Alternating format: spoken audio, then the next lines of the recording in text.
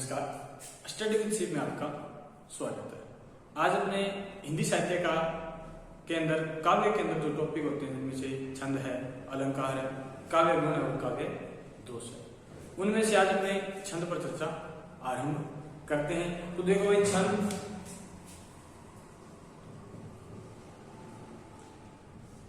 हिंदी साहित्य उसके अंदर कोई छंद है। छंदों को भाई दो प्रकार बनेंगे। दो प्रकार कौन कौन से? एक प्रकार में छंद का होता है वैदिक छंद और दूसरा होता है लौकिक छंद।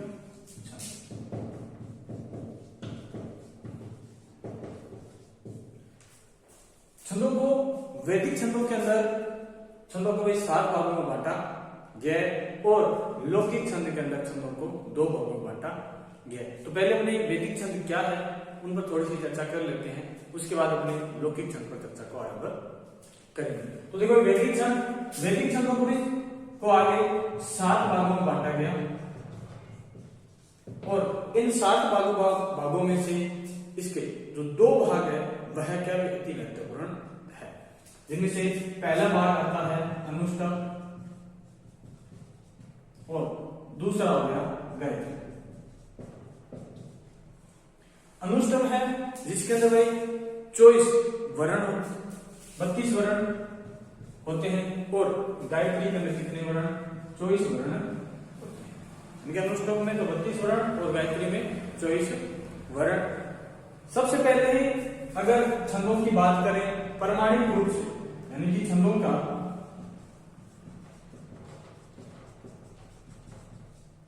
प्रामाणिक रूप से जो लिखित रूप दिया था वह किसने दिया था भाई? महर्षि वाल्मीकि। इन्होंने महर्षि वाल्मीकि ने, जिन्हें अपने रत्नाकर नाम से भी जाना जाता है। अब महर्षि वाल्मीकि ने तो दे दिया। अब उसके बाद एक वेद श्लोक होता है, उसके अंदर भी बात आती है किन की भाई? इन वैदिक छंदों की। यानी कि क्या कह रहा हूं? वेद श्लोक के अंदर भाग आया किसका भाई? रामायण। क्या लिखा गया? रामायण। जो रामायण है वह किस छंद का भाग है? इसमें वह अनुष्टुप का। और इसके अंदर एक रस को दिखाया गया, वह रस कौन सा था? करुण रस। यानी कि जो रामायण है वह करुण रस से क्या था भाई? परिपूर्ण था, करुण रस से। अब इसी तरह अपने कहें तो एक तरह से रामायण को अपने कह सकते हैं क्या भाई? महाकाव्य था। ये एक तरह का कैसा था?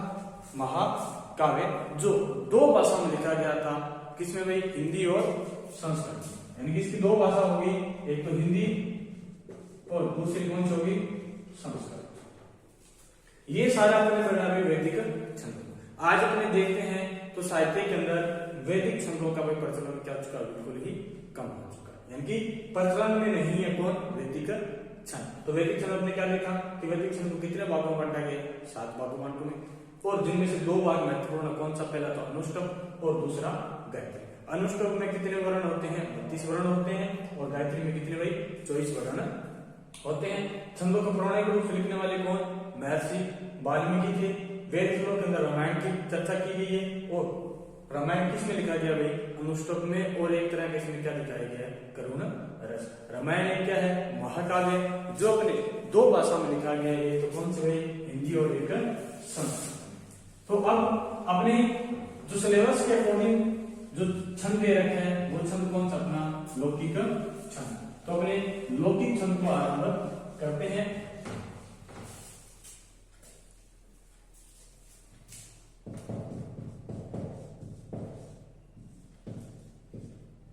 लौकिक छंद।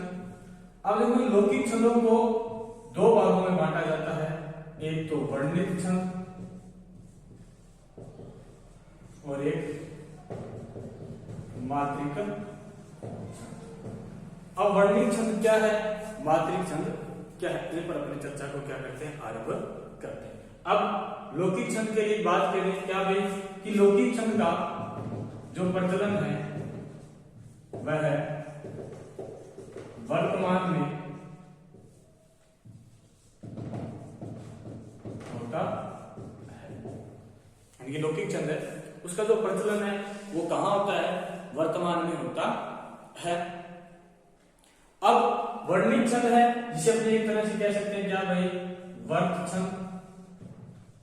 वर्त छंद भी इसको क्या भाई कहा जाता है। इसी के साथ मात्रिक छंद को अगर कहना चाहते हो तो आप क्या कह सकते हो भाई, जाति छंद। वर्णिक छंद के अंदर क्या भाई, जहां सिर्फ क्या हो भाई, वर्णों की क्या की जाए, गणना की जाए, उसमें क्या कैसे क्या कहेंगे अपने वर्णिक छंद। और मात्रिक छंद क्या क्या कहेंगे, जहां सिर्फ किसकी गणना की जाए, मात्रा की गणना की जाए। यानी कि कह दिया इसके लिए क्या कह दिया भाई, जिस छंद में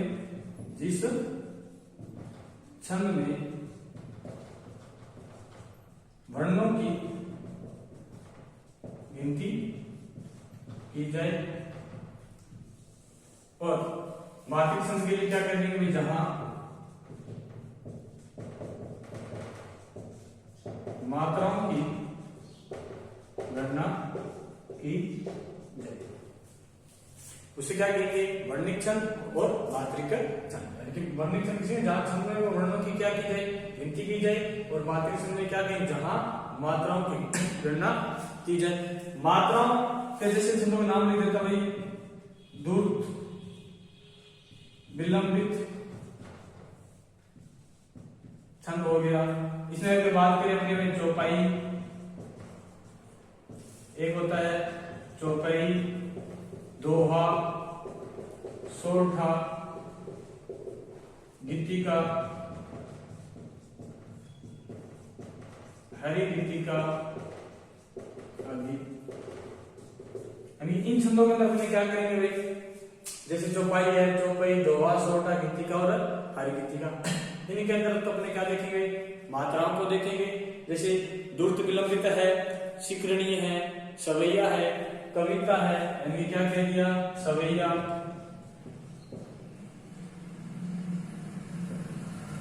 कविता आदि। इन छंदों को अपने कहां पढ़ेंगे, वर्णिक छंदों के अंदर पढ़ेंगे।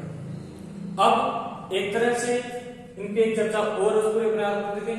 वर्णिक छंद है, इसको भी आगे जब अपने वर्णों को गिनेंगे तो इसमें दो प्रकार से गिनेंगे। यानी कि वर्णों को गिनने का तरीका, वर्णों का प्रकार किसके आधार पर भाई, गिनती के आधार पर। तो देखो इसमें भी दो प्रकार होते हैं, एक होता है साधारण और एक होता है दंडक। उसी प्रकार मात्राओं की जब क्या करेंगे, अपनी गिनती करेंगे, मात्राओं की गिनती। तो ये भी कितने प्रकार से होती है, दो प्रकार से, एक होता है साधारण और एक होता है दंडक। अब साधारण और दंडक ये दोनों गुण क्या होते हैं भाई, दोनों के अंदर होते हैं। तो देखो कि जब ये कह दिया कि यानी 1 से 26 वर्ण तक तो उस छंद का रूप कैसा होगा भाई, साधारण दंडक, साधारण होगा वर्णिक में। और दंडक के लिए क्या कह देंगे भाई, 26 से अधिक वर्ण। जैसे 26 से अधिक वर्ण आएगा तो किस रूप में चला जाएगा, दंडक रूप में चला जाएगा। उसी प्रकार मात्राओं की भी गिनती होती है। मात्राओं की गिनती में अपने कह देंगे क्या भाई, कि जहां 1 से 32 मात्राओं तक तो क्या होगा, साधारण होगा। अगर जैसे क्या हो जाए 32 से अधिक, जैसे मात्रा कितनी हो जाएगी, 32 की क्या चल जाए, अधिक हो जाएगी, तो वहां आपने क्या कह देंगे, उसका रूप कैसा हो जाएगा, दंडक रूप हो जाएगा। अब इन छंदों के भी जिस प्रकार अपना शरीर का अंग है, उसी प्रकार इस छंद है वह भी एक तरह का क्या भाई, अपना शरीर है। छंद अपना एक तरह का शरीर हो गया। क्योंकि जिस प्रकार मान लो कि शरीर का अंग अपन मान लो कोई एक भी अंग काम नहीं करता, तो अगर मान लो कि छंदों के अंदर मान लो कोई एक भी अंग अगर उसमें प्रयुक्त ना हो तो वह छंद क्या हो जाता है भाई, बेकार हो जाता है। क्योंकि अपना शरीर बिना अंग क्या हो जाता है, बेकार होता है, किसी काम का नहीं होता ना। अरे उसी प्रकार छंद भी क्या हो जाते हैं भाई, बेकार हो जाते हैं। तो उसी प्रकार अपने इन छंदों की एक शब्दावली है, उस पर क्या करेंगे भाई, चर्चा करते हैं। उस शब्दावली का मतलब क्या हो गया, छंद के अंग। तो देखते हैं वह छंद के अंग क्या क्या है। तो एक बार पुनः इसका रिविजन कर लेते हैं। क्या भाई, लौकिक छंद है जो क्या भाई प्रचलन में है, तब वर्तमान में। अब लौकिक छंदों को दो भागों में बांटा जाता है।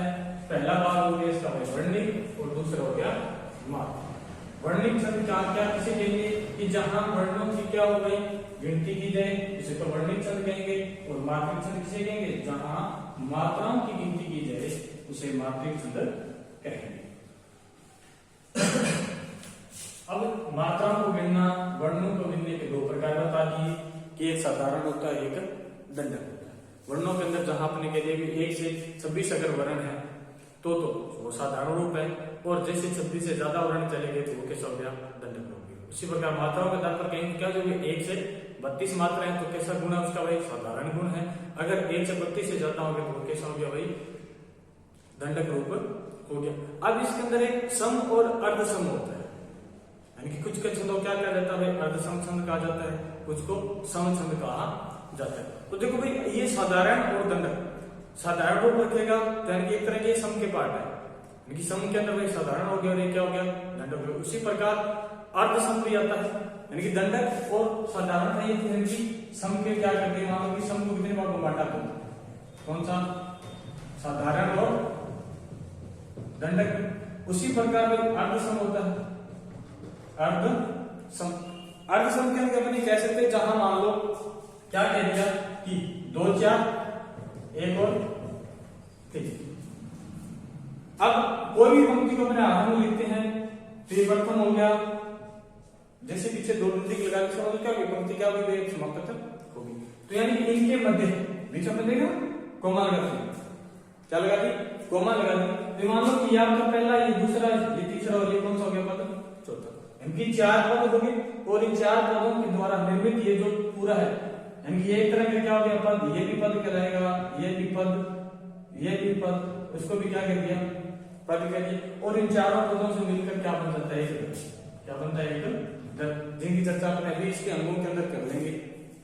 तो जहां 2 4 और 1 और 3, यानी कि एक तरफ तो क्या हुई सम और एक तरफ क्या चले विषम का रूप है। कब जाए मात्रा के नहीं कहते, कहा जैसे 12 14 13 12 15 18, ये सारी तरह के अपने देखेंगे यदि गति होती है तो 15 12 13 14। इनके अभी तक अपने अंक पर चर्चा नहीं की, इसलिए आपको एक बार ये अर्धसम समझ में नहीं है।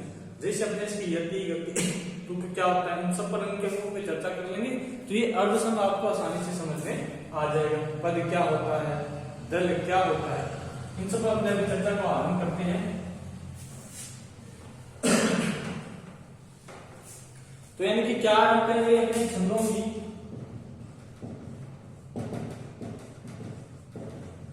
शब्दावली, जिसे अपने एक तरह के क्या नाम देते हैं।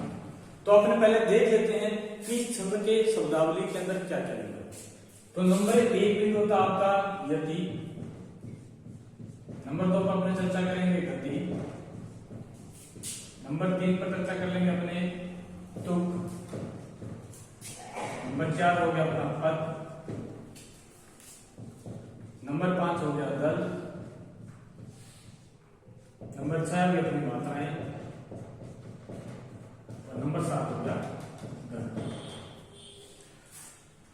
अब ये जो सारे बिंदु हैं, यति है, गति है, तुक है, पद है और दल, ये अपने दोनों भागों में काम करेंगे, चाहे अपने मात्रिक छंद कह दें चाहे वर्णिक छंद कह दें। मात्राएं हैं जो अपने मात्रिक जो छंद है उनके अंदर काम में लेंगे, और गण है, इन गणों का प्रयोग अपने कहा लिया जाएगा वर्णिक छंदों। अब वर्णिक छंदों के अंदर अपने मात्रिक छंद को भी साथ में लेंगे, क्यों, मात्राएं जब तक अपने गिनना नहीं सीखेंगे तब तक अपने छंद किसी काम का नहीं। तो इससे पहले सबसे महत्वपूर्ण तथ्य इसमें क्या है भाई, ये कि अपने को क्या आना चाहिए, मात्राओं को गिनना आना चाहिए। अब वो मात्राओं की गिनती अपने किस प्रकार करेंगे, अब मैं आपको एक बार यहाँ बता दूंगा, और घर पर अपने क्या आप क्या करना, बार बार उसकी प्रैक्टिस करोगे, प्रयास करोगे, अभ्यास करोगे निरंतर, तो आपको मात्राएं गिननी आ जाएगी। तो इन सब बिंदुओं को अपने एक क्रमबद्ध रूप से क्या करते हैं, इन पर चर्चा कर लेते हैं। यति क्या है, गति क्या है, तुक क्या होता है, पद क्या होता है, दल क्या और मात्रा। तो सबसे पहले अपना बिंदु लेते हैं अपने कौन, किसको भी यति। अब छंदों को कहा गया है कि छंद है जो एक लय और गति के रूप में चलते हैं, यानी कि इन छंदों को अपने, जैसे मान लो कि कोई पद है उसे ज्ञा योग्य कहा जाता है। ज्ञा योग्य यानी कि इसको क्या है, छंदों को गाया जा सकता है, यानी कि जिससे क्या कि गाया जाए तो इसका मतलब है सुनने वाले को क्या लगना चाहिए, वो भाई एक मधुर लगना चाहिए, और मधुर लगने के साथ साथ वह कैसा लगना चाहिए, यानी कि उसका जो उतार चढ़ाव है निरंतर एक ही प्रवाह में चल रहा है या नहीं चल रहा, तो उसके एक निरंतर प्रवाह में और इसको एक क्रमबद्ध करने के अंदर भाई यति और गति का क्या भाई बहुत बड़ा योग रहता है। तो अपने अगर यति की बात करें तो क्या कह देंगे भाई, छंद वाचन, छंद वाचन। अब देखो यहाँ छंद वाचन क्यों कह रहा कि छंद है जो क्या भाई ज्ञेय गाने योग्य, इसलिए अपने छंदों में क्या किया जाता है भाई, वाचन किया जाता है। क्या करेंगे, छंद वाचन के, छंद वाचन के दौरान अपने जिस एक समय अवधि के लिए क्या करते हैं भाई, एक बार विराम देते हैं, समय अवधि के लिए क्या किया भाई रुक, जैसे मान लो कि अपने क्या किया, कोई पद को कोई गाना क्या किया भाई शुरू किया या पढ़ना शुरू किया, तो एक कुछ निश्चित समय पर आकर अपने क्या करते हैं, आराम लेते हैं, फिर उसको क्या करते हैं, पुनः दोहराना करते हैं। कि क्या किया कि जहां अपने छंद वाचन करते समय एक निश्चित समय, एक निश्चित समय की अवधि पर जहां रुका जाता है उसे क्या कहते हैं, यदि कहते हैं। तो क्या कह दिया, छंद वाचन के, छंद वाचन में निश्चित समय अवधि पर रुकना ही यति कहलाती।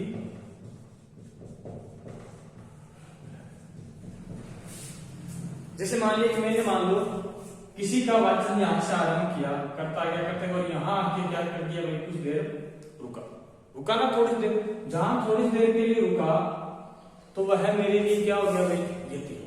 जहां थोड़ी सी देर के लिए मुझे रुका वह मेरे लिए क्या होगी, यति।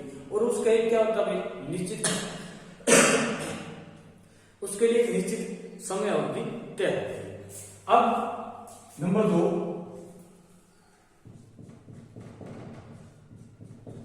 गति।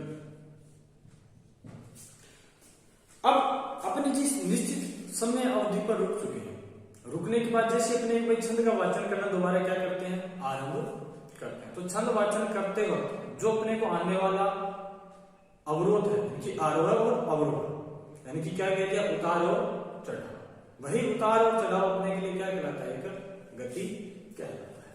जिस प्रकार मान लो कि अपने चल रहे हैं, अपने जो कुछ भी बोल रहे हैं कि चलने के बाद कुछ देर रुक गए, रुकने के बाद जैसे अपने आगे पुनः चलने का अवराध करते हैं, तो मान लो कि उस समय बीच में अपने कुछ आ जाए तो वह अपने लिए क्या होगी, एक तरह का उतार और चढ़ाव।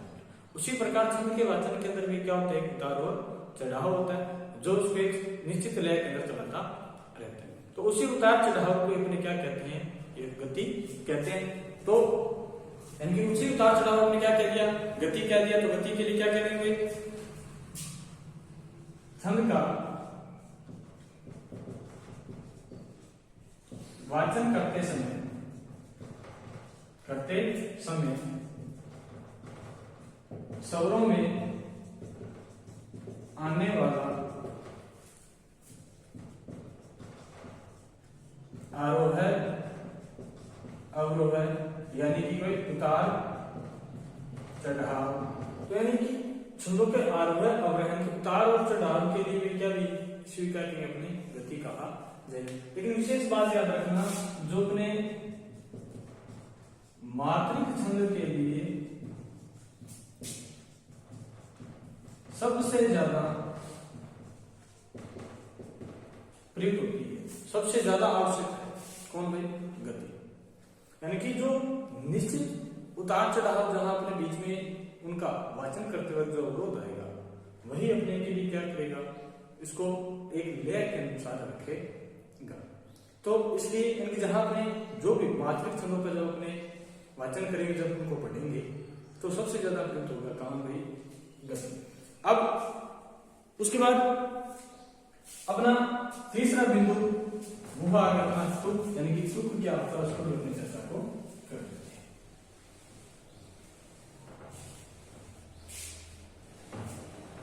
तुक का मतलब हो गया कि जैसे मान लो कि अपना जहां पद क्या हो, समाप्त हो उन्हीं शब्दों पर पुनः क्या समापत हो या जिस शब्द से क्या वे आरंभ हो छंद उसी पर क्या हो समापत हो, तो वह क्या कहलाता है? तुक कहलाता है।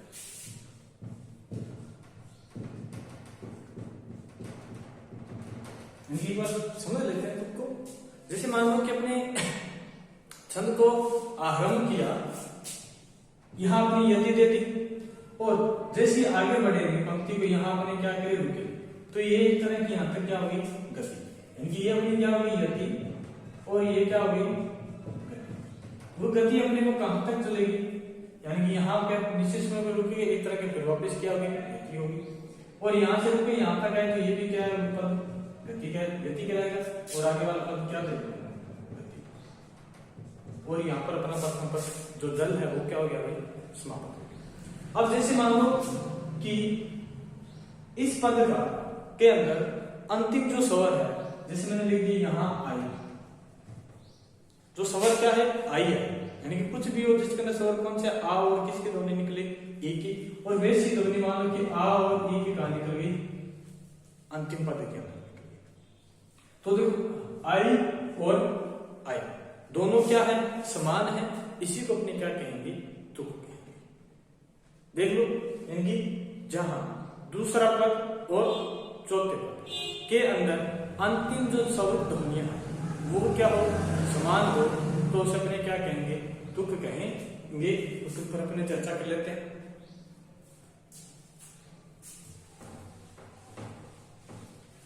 क्या कह दिया कि छंद में, यानी कि छंद के चरणार्थ यानी कि ये जो हमने किया ये अपने क्या है चरण है, और चरणार्थ यानी कि चरण के अंत। चरणार्थ को खोल के देखें तो क्या हो जाएगा चरण के अंत, चरण के अंत में।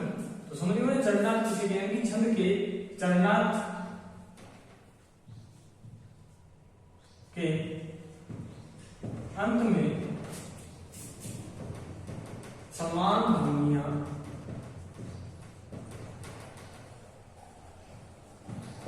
तुक कहलाती। चरण के अंत में आने वाली जो समान ध्वनि है उसको अपने क्या कहेंगे तुक कहते हैं।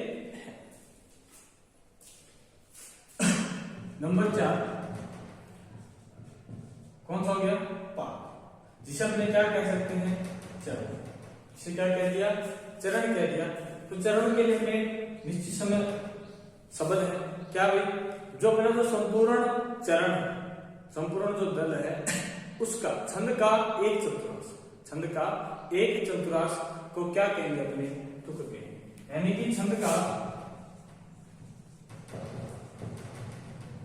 चौथा अंश, छंद का चौथा अंश पाद कहलाता। जैसे मान लो कि एक संपूर्ण छंद है, जैसे मान लो कि दोहा है, दोहे के अंदर कितनी पंक्तियां होती है 2 पंक्तियां होती है। जैसे मान लो कि ये दोहा, ये क्या है दोहा है। जैसे मान लो कि यहां से लेकर यहां तक ये क्या कहलाएगा चरण कहलाएगा। ये एक चरण हो गया, ये दूसरा चरण, यानी कि यति पर जहां अपने रुक गए तो वह एक तरह का पहले क्या बन गया चरण। जैसे अपने इसके अंदर गति को आरंभ करते हैं, यानी कि दूसरे चरण की तरफ क्या करते हैं बढ़ते हैं, तो वह दूसरा चरण हो गया, फिर तीसरा चरण ये और चौथा चरण ये हो गया। और इन्हीं चरणों को ही क्या कहा जाता है, यानी कि संपूर्ण चरण, यानी एक पूर्ण छंद को क्या कह दिया दल कहा जाता है, जहां 2 पंक्तियां हो, 4 पंक्तियां हो जाए, 6 पंक्तियां हो सकती है, 8 पंक्तियां हो सकती है।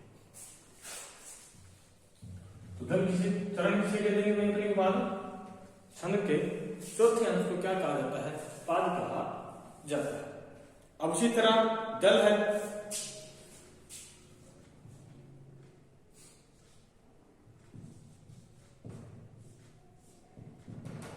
यानी कि संपूर्ण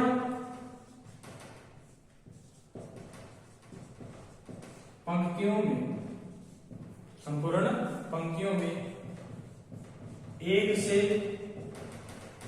अधिक या अनेक पदों को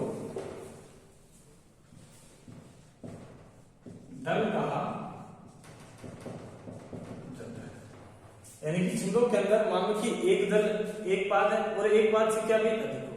एक पाद अधिक का मतलब क्या है, कितने भी हो सकते हैं, 2 हो, 3 हो, 4 हो, या उनसे अनेक अधिक हो, ज्यादा हो, तो उस संपूर्ण जो पंक्ति है उसको अपने क्या कहेंगे, दल कहेंगे। अब दल के बाद सबसे महत्वपूर्ण जो चीज अपने स्टार्ट होगी वो है मात्राएं और गण। ये दोनों बिंदु है जो अपने को छंदों के अंदर इनका ज्ञान होना अति आवश्यक है। मात्राएं और गणों के बिना अपने छंदों का गुणगान नहीं कर सकते। तो अब अपने मात्राओं पर चर्चा को आरंभ करते हैं।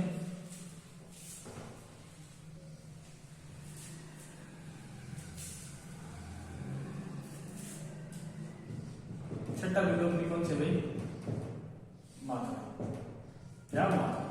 तो देखो मात्राओं को 2 भागों में बांटा जाता है, एक तो दीर्घ होती है और एक ह्रस्व होती है। यानी कि मात्रा को मैंने कितने भागों में बांट दिया, 2 भागों। पहली कौन सी भाई, ह्रस्व, दूसरी कौन सी होगी, दीर्घ। ह्रस्व में जैसे क्या कह दिया, लघु, और इसको क्या कह दिया, गुरु, लघु और। अब अपने देख लेते हैं ह्रस्व मात्राएं कौन सी होती है, यानी कि ह्रस्व स्वर कौन से होते हैं और दीर्घ स्वर कौन से होते हैं। तो ह्रस्व स्वर को हमेशा आई किससे दिखाया जाता है, लिखा जाता है आई से लिखा जाता है। आई का मतलब क्या हो गया, पाई रेखा, पाई रेखा।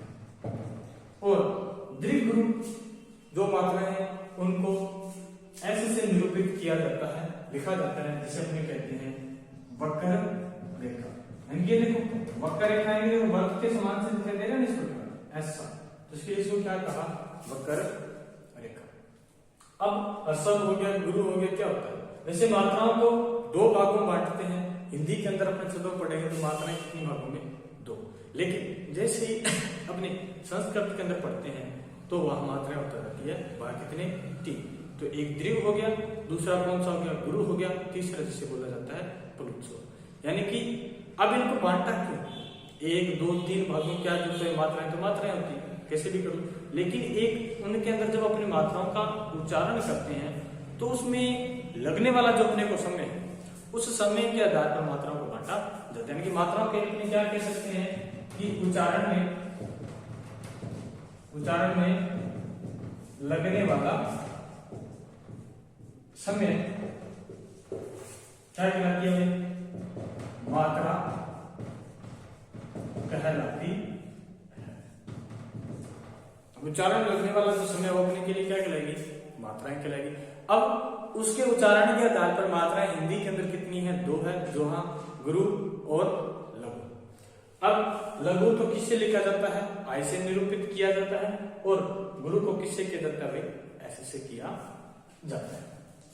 अब इसका मतलब क्या है कि जहां जिस स्वर का उच्चारण करते वक्त सबसे कम समय लगता है वह अपने लिए मात्रा कैसी होगी, लघु। और लघु से जैसे दुगना समय लगता है, लघु का उच्चारण किया उसके बाद जैसे कोई दूसरी स्वर है उसका अपने क्या करते हैं, उच्चारण करते हैं, और उसमें क्या लगता है, समय दुगना लगता है, तो उसको अपने क्या कहेंगे, गुरु कहेंगे।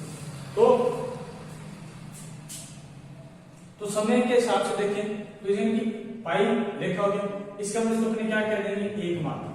क्या कहेंगे, एक मात्रिक। एक मात्रिक का मतलब क्या है कि सबसे क्या लगता है, इसमें समय कम लगता है, इसलिए इसको क्या कह गया, एक मात्रिक। और उसी समय अवधि के अनुसार इसको भी दे देते हैं कि लघु से गुरु का जब उच्चारण करते हैं तो समय है वह क्या लगता है, दुगना लगता है, इसके लिए क्या कह देंगे, द्विमात्रिक।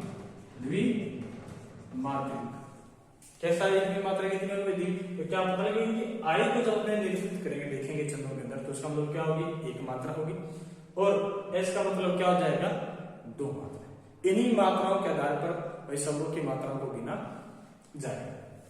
अब एक मात्रिक कौन से होते हैं, द्विमात्रिक कौन से होते हैं, उन पर भी चर्चा कर लेते हैं। जैसे मैंने कह दिया कि ए, छोटी ई यानी कि लघु ई, लघु उ, लघु री, और साथ में क्या कह दिया, चंद्र बिंदु। चंद्र बिंदु जिसे अपने क्या कहते हैं, अनुनासिक। क्या कहते हैं? अनुनासिक।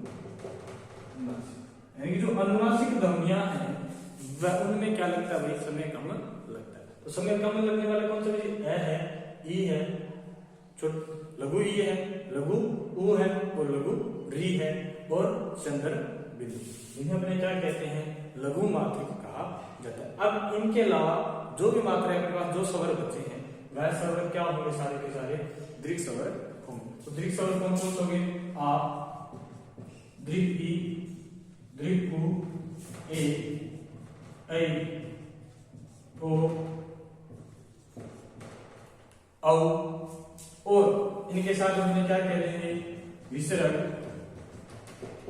और अनुस्वर। ये सब जहां भी प्रयुक्त होंगे वह सारे क्या होंगे अपने भाई? दीर्घ होंगे। यानी कि मात्रिक में मात्राएं पढ़ रहे हैं अपने, तो मात्रा को देखो ए, ई, उ, री और चंद्र। इनकी मात्राओं को जब गिनते हैं तो इनके लिए मात्रा कितनी होती है? एक कहा जाता है। उसी प्रकार दीर्घ के अंदर क्या है? आ है, ई है, उ है, ए, ऐ, ओ, औ और विसर्ग और अनुस्वर, जिनको अपने क्या कहते हैं? दो मात्रिक क्या कहते हैं? तो जैसे मान लो कि अपने देख लेते हैं कि शब्द मैंने लिखा कनक। क्या लिखा? कनक शब्द। तो कनक में देखो ए है, यहां भी ए और ए। जब इसको छंद के रूप में मात्राओं गिनने के रूप में करें तो क्या लिखेंगे? ए है, ए के लिए क्या लिखा जाता है? आई, यानी एक मात्रा। न के अंदर क्या है? ए है, तो इसके लिए कितनी? एक मात्रा। और कै के लिए लिखेंगे, इसके लिए कितनी मात्रा भाई? एक मात्रा। जिस प्रकार इसमें देखो मैंने लिख दिया या मात्रा, या मात्रा। उदाहरण दे रहा हूं, एक तरह का समझ लो उदाहरण से मैं मात्राओं को कैसे लिखते हैं? या मात्रा। तो देखो या मात्रा के लिए क्या कर देंगे? यहाँ देखो आ, तो आ के लिए कैसे लिखेंगे? आ यानी कि आ, ए, आ। देखो एक तो ए का उच्चारण किया ए, और एक आ का उच्चारण करें आ, तो यानी कि ए तो क्या हो गया? लघु, आ क्या हो गया? अपना दीर्घ। तो आ के समय ज्यादा लग रहा है, तो देखो आ के लिए क्या नहीं? दो मात्राएं। वक्र रेखा के रूप में लिखा जाता है तो किससे लिख दिया भाई? एस से। मां के लिए देखो आ है तो क्या लिख दिया? आ, और ता से जो लिखेंगे इसमें क्या है? आ, तो क्या लिख दिया? एस। अब इनकी मात्राओं को गिनती करते हैं। देखो 2, 2, 4 और 2, 6। यानी कि जो या मात्रा जो शब्द है इसके अंदर अगर मात्राओं की बात की जाए, यानी कि शब्दों की जो मात्राएं उनके आधार पर गिनती की जाए तो कितनी मात्राएं भाई? 6 मात्राएं। और उसी प्रकार कनक की बात की जाए तो कितनी है कनक में? 3 मात्राएं। तो ये तो भी अपनी मात्राएं। अब इन मात्राओं के लिए विशेष नियम होते हैं कि कहां तक लघु को गुरु माना जाए और कहीं गुरु को लघु माना जाए, जिस पर अपने चर्चा को आरंभ करते हैं। कि मात्राओं के लिए क्या विशेष नियम है?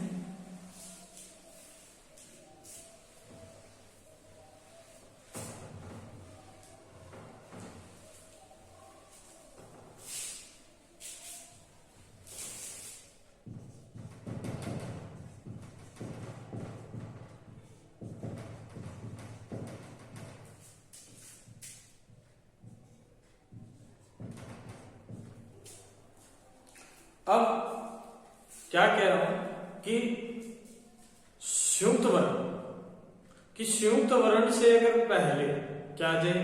लघु वर्ण। संयुक्त वर्ण से पहले क्या हो? लघु वर्ण हो तो वह लघु वर्ण अपने स्थान पर किसमें बदल जाता है? दीर्घ में बदल जाता है। क्या कह दिया कि संयुक्त वर्ण, तो पहले संयुक्त वर्ण की समझ ले तो क्या होता है? अब वर्णों के दो भागों में बढ़ता है। एक होता है संयुक्त वर्ण, एक होता है द्वित्व वर्ण। दो वर्ण होते हैं। संयुक्त वर्ण का मतलब क्या होगा? कि जहां एक वर्ण क्या हो? आधा। एक वर्ण क्या हो? आधा। और दूसरा वर्ण क्या हो? पूर्ण। दूसरा जो वर्ण है वह क्या हो? पूर्ण। और लेकिन दोनों ही वर्ण क्या हो गई? अलग अलग। जिसके लिए क्या कहते हैं? जो आधा वर्ण होता है वह तो ऐसा महाप्राण होता है और अगले वाला क्या होता है? चलो महाप्राण को आप छोड़ो, यानी कि तुम देखो कि आधा होगा और क्या होगा? पूर्ण होगा। अब द्वितीय वर्ण में भी यही बात होगी, आधा भी होगा और क्या होगा? पूर्ण हो गए। लेकिन इसमें क्या होगा, दोनों वर्ण क्या होंगे, असमान।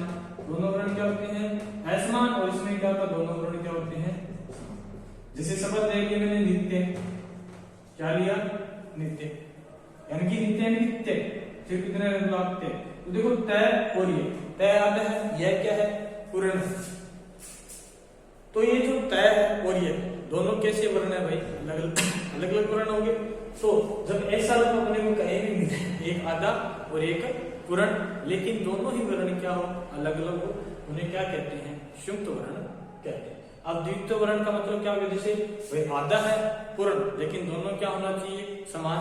जैसे उदाहरण देंगे, जैसे मक्का शब्द लिखा जाता है ना, तो मक्का, तो इसमें देखो कै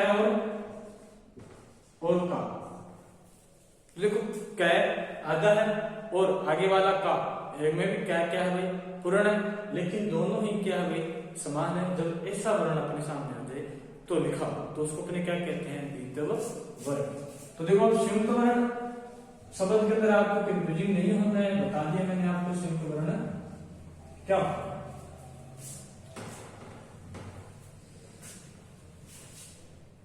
क्या कह दिया कि जहां लघु वर्ण के बाद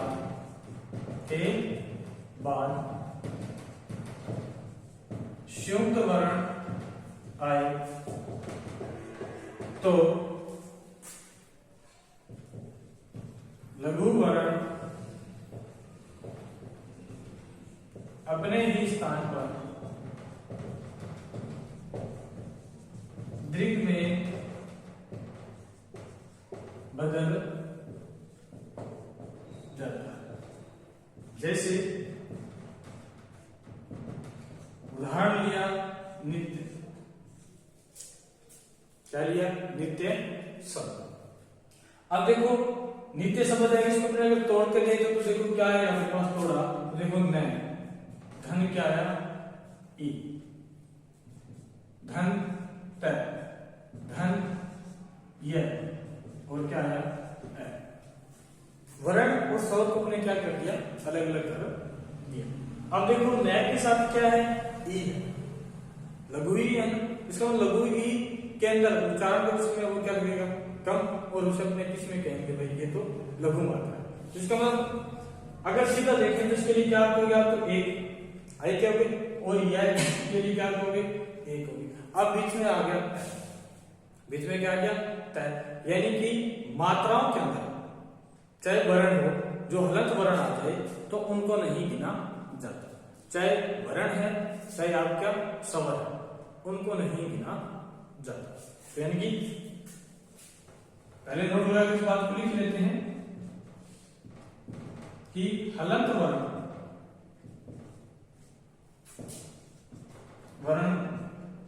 को चाहे मात्रिक छंद है चाहे वर्णिक छंद में नहीं गिना तो वे इनको गिने किस प्रकार, तो उसी के लिए नियम बना विशेष, उसी के लिए वैसे तय के लिए क्या बनाइए, विशेष नियम बना कि बीच में तय आए और कुछ आ जाए, शब्द कुछ भी हो, तय की जगह गए आ जाए, है आ जाए, जय आ जाए, जय आ जाए, ऐसे वर्ण क्या हो, पहला तो आधा, उसके बाद उसके पीछे वाला जो वर्ण है वो क्या हो, अलग हो, उससे अलग प्रवृत्ति का हो, तो वह कैसे होते हैं, संयुक्त वर्ण होते हैं। देखो तय ये एक संयुक्त वर्ण हो गया, और संयुक्त वर्ण से पहले क्या आ गया, लघु वर्ण आ गया। तो क्या कह दिया कि लघु वर्ण है जो अपने स्थान पर किसमें बदल जाता है, दीर्घ में बदल जाता है। तो अपने इसकी जब मात्रा को निरूपित करेंगे तो इस न है जो छोटी थी इसकी एक मात्रा होनी चाहिए थी, वह किसमें बदल जाएगा, द्विमात्रिक में बदल जाएगा, और यह कितनी मात्रा हो जाएगी, एक मात्रा। तो अब अपने कहेंगे कि नित्य शब्द में अगर अपने को पूछ ले मात्राएं कितनी है, तो अपने क्या कहेंगे, कितनी मात्रा होती है नित्य शब्द में, 3 मात्राएं होती है। और हलंत वर्ण को भाई मात्रिक छंद या वर्णिक छंद में क्या भी नहीं गिना जाता है, इसको अपने याद रखना है क्या, कि हलंत वर्ण को मात्रिक वर्णिक छंद में क्या भी नहीं गिना जाता है। तो उसके विशेष नियमों को अपने दूसरे नियम की चर्चा और कर लेते हैं। तो दूसरा नियम क्या कह रहा है कि अगर मान लो लघु वर्ण है, लघु वर्ण है, लघु जो स्वर है, लघु स्वर के बाद क्या आ जाए विसर्ग, लघु स्वर के बाद क्या है विसर्ग आए तो लघु स्वर दीर्घ स्वर में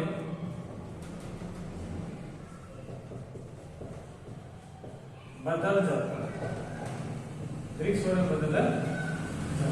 जैसे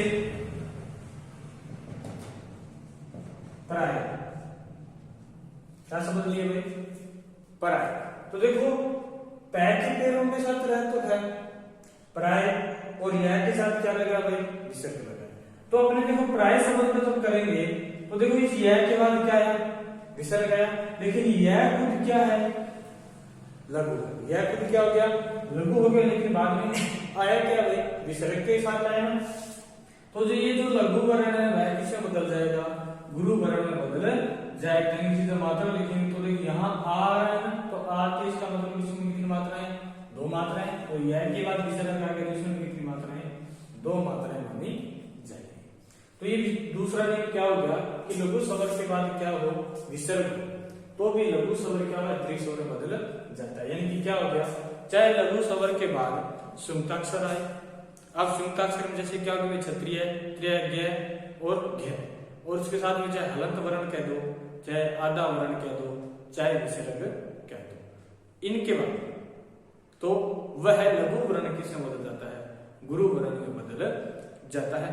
अब इसी तरह अपने अगर विशेष नियम में बात और करते हैं तो अपने क्या करेंगे कि मान लो कि हस्व वर्ण के साथ, छोटे वर्ण के साथ, तीसरा नियम क्या कहेंगे हस्व वर्ण के साथ अगर क्या भी अनुस्वार का भी प्रयोग होगा तो वो भी क्या माना जाएगा गुरु माना जाएगा। तो तीसरा नियम अपने पास क्या हो गया,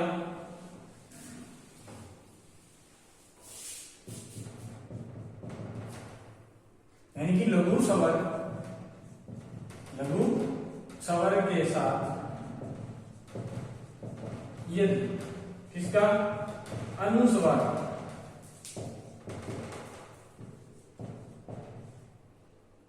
का प्रयोग या क्या हो निहित हो तो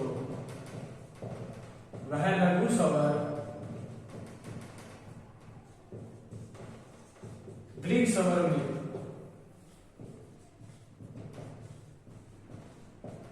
बदल जाता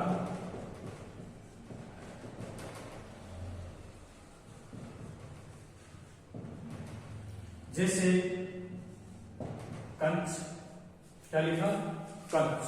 तो देखो कै को अगर अपने देखते हैं तो कै खुद एक तरह से क्या है लघु है, क्या इसमें कै में देखो क्या है है, लेकिन कै के ऊपर क्या लगा हुआ है अनुस्वार लगा, तो कै की जो मात्रा है वह क्या माना जाएगा, कै किसमें बदल जाएगा गुरु में बदल जाएगा। और चाय देखो चाय के अंदर है इसकी मात्रा कितनी हो जाएगी एक हो जाएगी।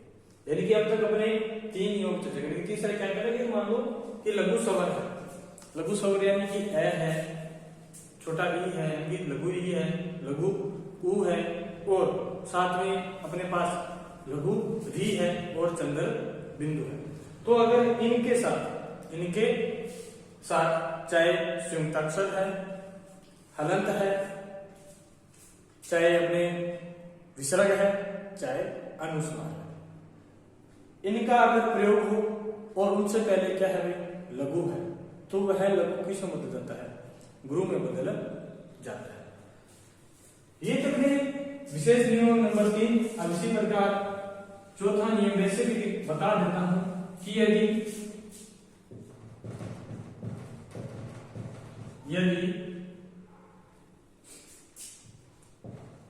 चंद्र बिंदु विसर्ग अनुस्वार यदि दीर्घ स्वर के साथ हो तो हो तो उसको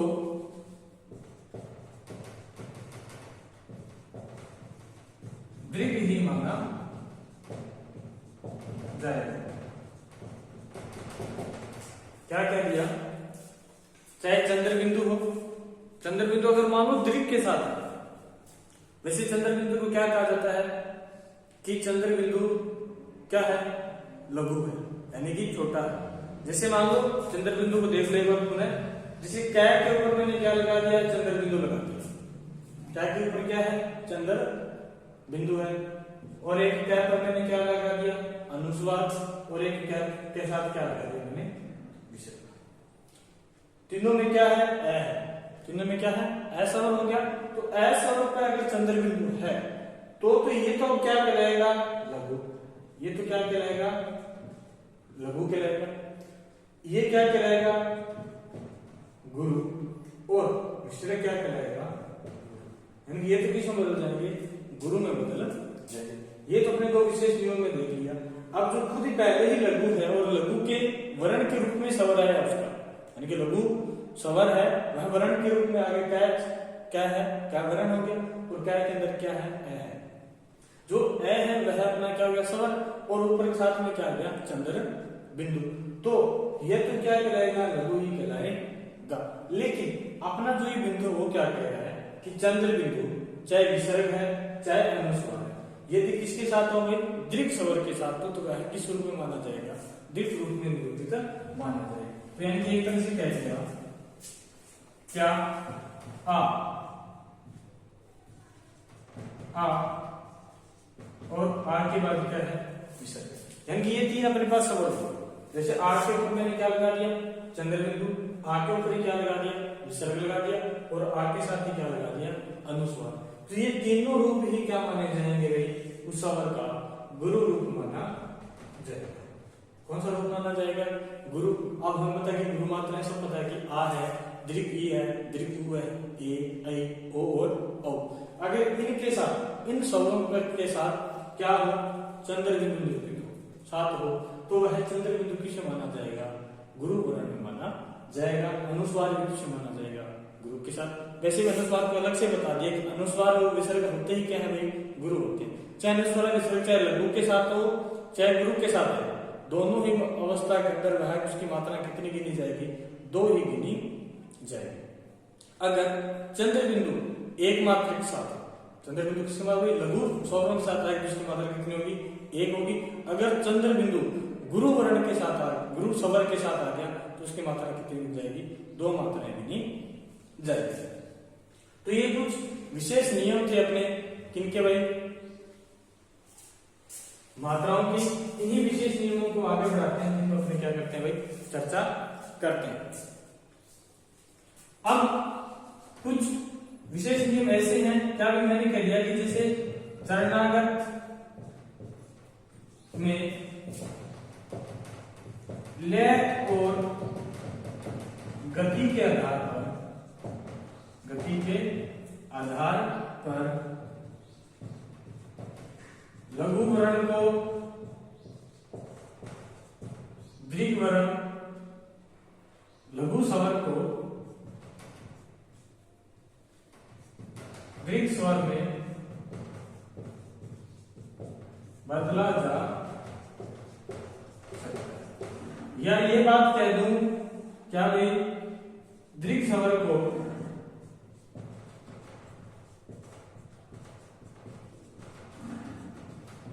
लघु स्वर में बदला जा सकता है।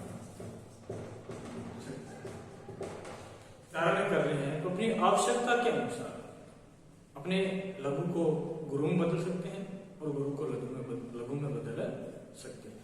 ये आवश्यकता कब पड़ती है कि जैसे मान लो कि अपने किसी छंद का वाचन कर रहे हैं तो करते हैं, जब उनकी मात्राओं की अपने गणना करते हैं तो मान लो कि कहीं या तो एक मात्राएं कम हो जाए और एक मात्राएं ज्यादा हो जाए, तो ऐसा नहीं कि हाँ अपने वर्णों या मात्राओं को देखते नहीं उच्चारण के बाद, वो देखा जाए उच्चारण दृष्टि। जैसे मान लो कि अपने किसी शब्द का एक शब्द है उसका उच्चारण कर रहे हैं जिसमें अपने लग रहा है कि लघु वर्ण है, लेकिन उसका उच्चारण करते वक्त उसमें समय क्या लग रहा हो, ज्यादा लग रहा हो, तो अपने उसको गुरु में बदल सकते हैं। उसी प्रकार गुरु है, अगर गुरु के उच्चारण करते वक्त अपने को ऐसा लगे कि उसके अंदर समय क्या लग रहा है, कम लग रहा है, किससे भाई, लघु से, तो उस गुरु को लघु में बदल सकते हैं। ये तो हो गया अपना विशेष नियम नंबर 5।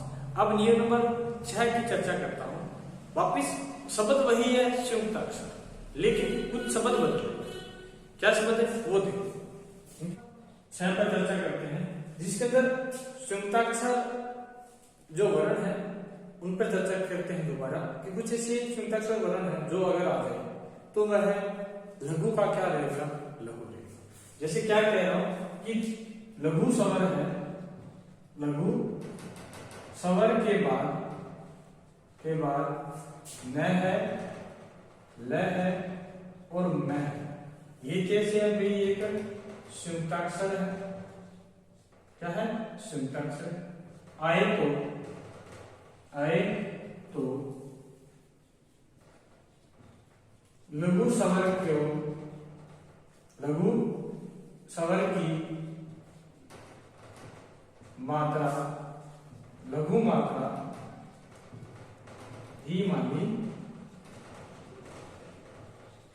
जाएगी।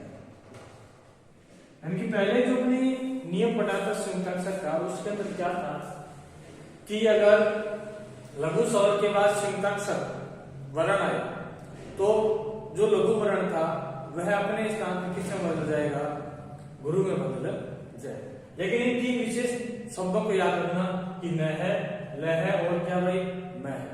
अगर ये 3 संयुक्ताक्षर जो स्वर वर्ण है वह अगर किसी लघु स्वर के साथ आते हैं तो वह अपने स्थान पर ही क्या माना जाएगा, लघु ही माना जाएगा। जैसे समझ ले रहा हूं, कुम्हा। तो देखो यहां उवे से पहले ही लघु और लघु के बाद क्या आ गया, मैं और है, क्या आ गया, वह आ गया। तो अपने मान लो कि उस पहला जो संयुक्ताक्षर जो आपको नियम बताया था उस पर चले तो यह तू तो देखो लघु है, ये किसे बदलना चाहिए था भाई, दीर्घ में बदलना चाहिए था। लेकिन मह आने के कारण, क्या आने के कारण भाई, मह आने के कारण यह है लघु का क्या रहेगा, लघु। यानी जब इसकी मात्राएं लिखेंगे तो क्या करेंगे, इसकी मात्रा 1, यहाँ 2 और यहाँ कितनी हो जाएगी, 1 हो जाएगी। अब यहाँ इस कूप के साथ एक मात्रा किस मिलेगी, क्योंकि क्या आया, मैं, क्या है इसके साथ भाई, मह आ गया। यानी कि मैं है, न है और ल है। अगर ये 3 शब्द संयुक्ताक्षर शब्द है, अगर अपने को दीर्घ के साथ निरूपित किया जाए, दीर्घ के साथ आए तो वह जो दीर्घ स्वर है वह कैसा रहेगा, दीर्घ स्वर ही रहेगा, यानी कि वह लघु के अंदर नहीं बदलेगा। तो यहाँ अब अपने जो मात्राएं थी उन पर चर्चा क्या चुकी है, समाप्त हो चुकी है। तो एक बार से मात्राओं को दोबारा देख लेते हैं अपने सभी को एक साथ।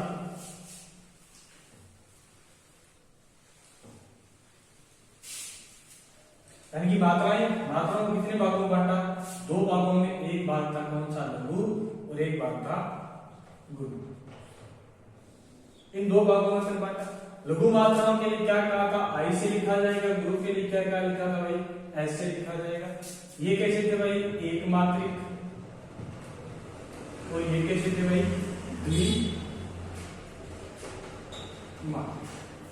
तो देखो इनके नंबर निकाल लिखा था ए, लघु री, लघु कु, री और चंद्र बिंदु, जिसे अनुनासिक कहते हैं। इसमें क्या था भाई, आ है, बड़ी ई है, बड़ा ऊ है, ए, आई, ओ, औ, अनुस्वार और साथ में क्या था,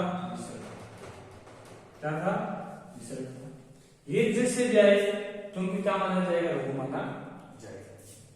और साथ में संयुक्ताक्षर, संयुक्ताक्षर में क्या भाई, न है, ल है और क्या, मैं। अगर ये आया तो क्या होगा, लघु होगा। अगर संयुक्ताक्षर हो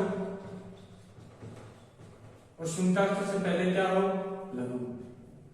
संयुक्ताक्षर हो और संयुक्ताक्षर से क्या कह दिया कि लघु के साथ क्या हो, शिवता के साथ, तो वो किसे बदलेगा, गुरु में बदलेगा। लेकिन नह, लह और मह दो किसके अंदर रहेगा, गुरु लघु के अंदर ही रहेगा। अब जैसे साथ में कि अगर आ के साथ क्या लग गया, चंद्र बिंदु, तो ये किसे माना जाएगा, गुरु के अंदर माना जाएगा। चाहे कै है, कै के ऊपर अनुस्वार है, चाहे कै के बाद क्या है, विसर्ग है, वो भी किसके अंदर माने जाएंगे, गुरु के अंदर माने जाएंगे। और एक अपना नियम पढ़ा जिसके अंदर ये पढ़ा कि उच्चारण के आधार पर जब वाचन करेंगे उसके आधार पर लघु को गुरु और गुरु को लघु में क्या कर सकते थे भाई, बदल सकते थे। ये संपूर्ण अपने किस पर चर्चा की, मात्राओं पर चर्चा की। तो अब इसके छंदों के जो शब्दावली है उसके अंदर अंतिम अपना जो एक बिंदु बचा है वो बोलते हैं भाई गण। क्या होता है, गण, और उस गण पर अपने आप चर्चा को आरंभ करते हैं।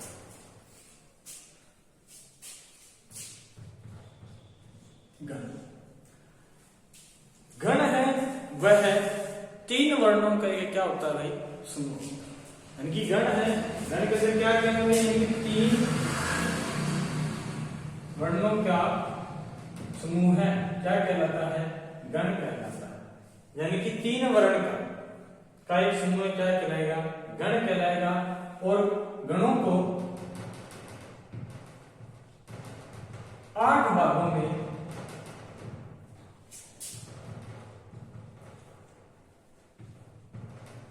बांटा। गणों को कितने भागों में बांटा जाता है, 8 भागों में बांटा जाता है। अब गण का एक सूत्र होता है, सूत्र का क्या कहेंगे, यह माता राज भान सलंगा, यह माता राज भान सलंगा। और छंदों के अंदर प्रयुक्त होने वाला ये जो गण है, इन गणों का ये जो सूत्र कौन सा, यह माता राज भान सलंगा को हमें दिया था भाई आचार्य पिंगल। किन्होंने दिया था, आचार्य पिंगल। कब दिया था, 700 ईसा पूर्व।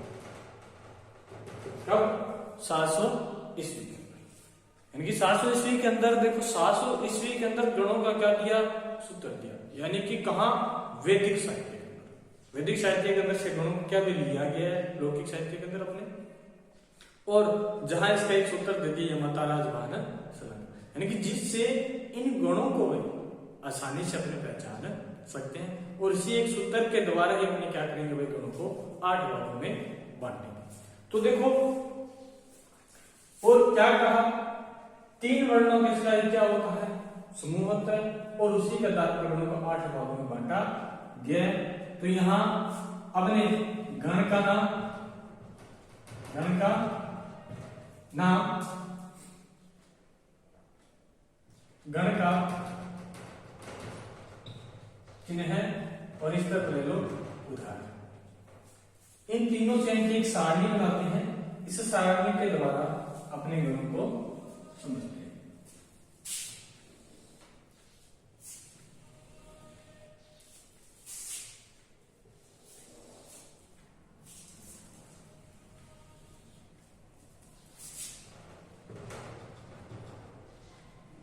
नंबर, अब देखो शब्द किसी को तोड़ लो, यह माता, क्या शब्द है भाई, यह माता। मान लो कि ये उदाहरण मैंने यहां ले लीजिए, यह माँ और ता। तो देखो इस यह का, ये माता तो उदाहरण है उसका। देखो यहाँ का जो पहला जो वर्ण है वो क्या है, यह। लो भाई यह, और इसके साथ में क्या लगा दो, गण। तो क्या बन गया, यगन। क्या बन गया अपने पास, यगन। और देखो अब गण का चिन्ह है यह के अंदर देखो क्या है, ए। तो ए की मात्रा कितनी होती है, 1। उसी प्रकार माँ के अंदर कितनी मात्रा है, 2। यानी कि ऐसे लिख दिया। उसी प्रकार ता के अंदर कितनी मात्रा है भाई, 2। तो क्या ले लिया, ऐसे ले लिया। तो ये एक नंबर जो इसका भेद है वो अपने पास आ गया। इस भेद का नाम क्या हो गया, यज्ञ।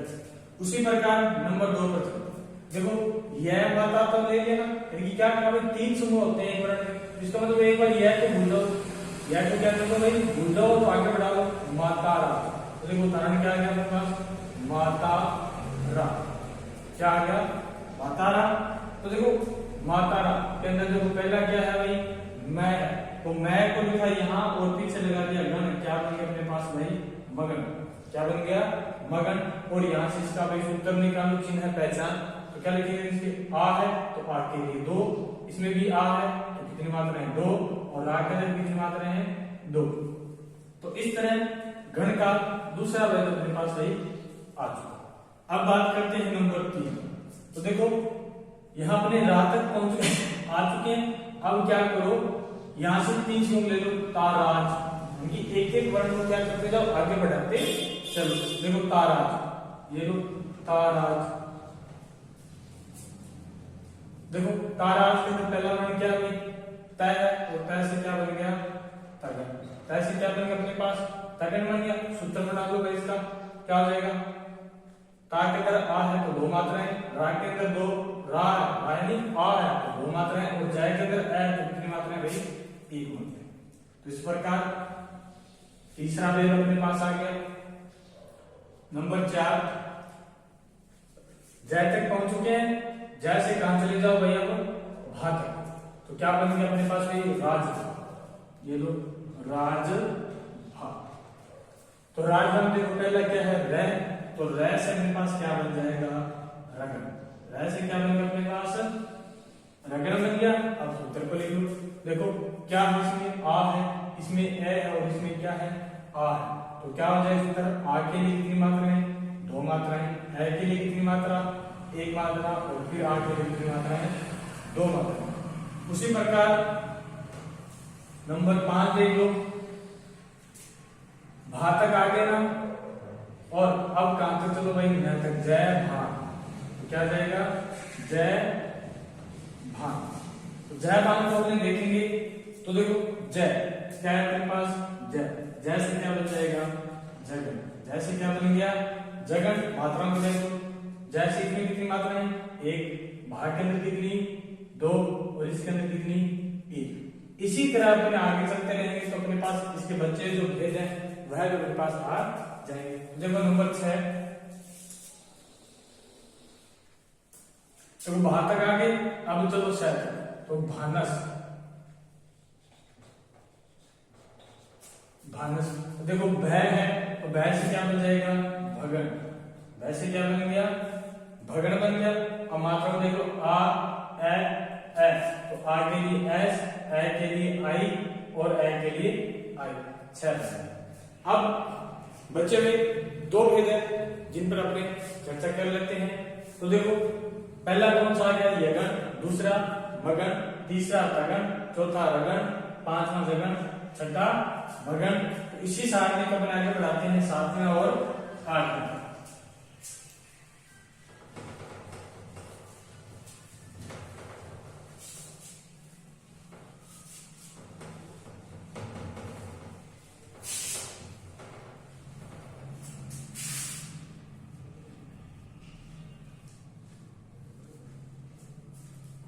तो नंबर 7 देखो 6 तक आ चुके थे अपने, अब 6 को कहां ले जाओ भाई मैथ, तो क्या है अपने पास नस्ल, क्या आया नस्ल शब्द आया।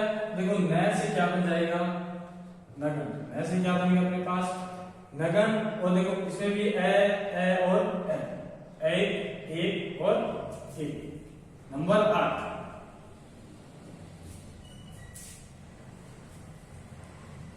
देखो अब पीछे क्या बच गया सलंगा, तो ये लो भाई सह व और गा, सह से क्या बन जाएगा सह, और पीछे गण लगा तो क्या बन गया सगन, क्या बन पास भाई सगन। अब इनकी मात्राओं को देख लो ए और आ, तो एक और 2।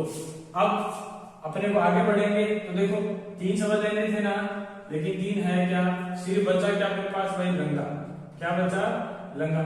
कितने वर्ण आए अंत में 2 वर्ण आए, यानी कि अंत का मतलब क्या है कि एक तो क्या होगा लघु और एक क्या होगा गुरु, अंत में क्या होगा एक लघु और एक गुरु। जब अपने वर्णिक छंद पढ़ेंगे जिसके अंदर मेरे पास भाई ऐसा आएगा कि 4 नगण है, अंत में एक लघु और अंत में एक क्या है, गुरु, उसको ये छंद कहते हैं। ठीक है, तो यानी कि लय हो गया, मतलब क्या कि या तो अंत में एक लघु होगा, एक क्या होगा, गुरु होगा, या दोनों गुरु होंगे, या दोनों ही अंत में क्या होंगे, लघु होंगे। तो इन गणों का जो उपयोग है अपने किन छंदों के अंदर करेंगे, वर्णिक छंदों के अंदर प्रयोग करेंगे। यानी कि अपने पास एक सूत्र आया, कौन सा सूत्र, यमताराज भान सलंगा। यानी कि इन गणों के लिए आपको यमताराज भान सलंगा जो सूत्र है, इसको आपको क्या रखना है, याद रखना है। अगर आप भूल भी जाते हो नगण क्या है, सगण क्या है, तो अगर यदि आपको ये सूत्र याद है तो आप आसानी से क्या कर सकते हो, आप नगण सगण भगण जगण है इन सबको देख सकते हो। तो देखो ये क्या था, गण, यानी कि 3 वर्णों का गणों के अंदर क्या होता है, एक समूह है होता है। और जो ये गण होते हैं वो कितने प्रकार के होते हैं, 8 प्रकार के होते हैं।